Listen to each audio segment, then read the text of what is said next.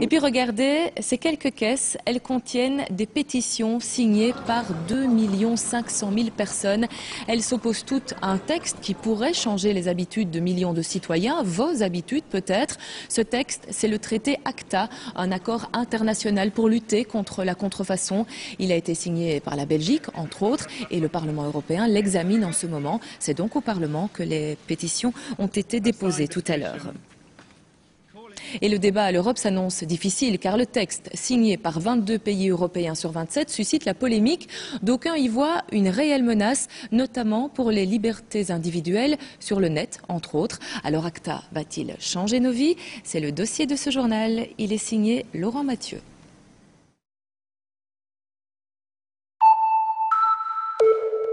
Benjamin est un trentenaire qui vit avec son temps.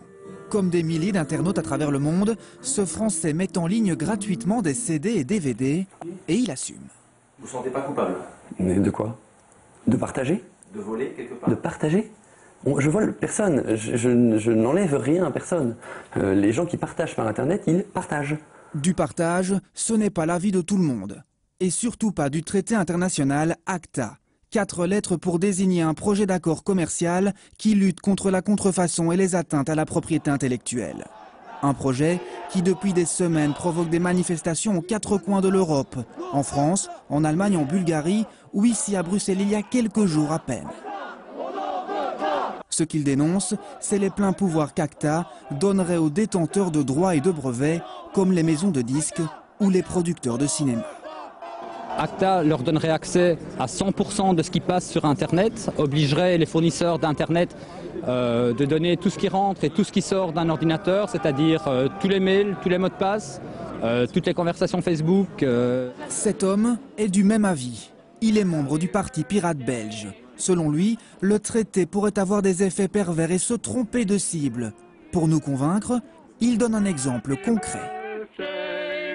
Le problème, c'est que monsieur et madame grand-père et grand-mère, chantant Happy Birthday to You, seront passibles de poursuites maintenant, voire éventuellement même se voir couper l'accès au net parce qu'ils ont chanté cette chanson qui est protégée, il y a des ayants droit, et qu'ils l'ont diffusée au grand public sur YouTube.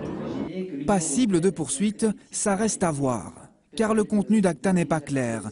Au niveau européen, c'est la Commission qui a mené les discussions et certains lui reprochent un manque de transparence. Les parlements nationaux n'ont pas été tenus informés de la teneur de ces discussions, donc on est à tout le moins inquiet et circonspect devant le mystère qui a entouré ces négociations. D'autant qu'ACTA concerne les droits d'auteur sur Internet, mais également les contrefaçons au sens large comme les produits de luxe ou le délicat domaine des médicaments génériques.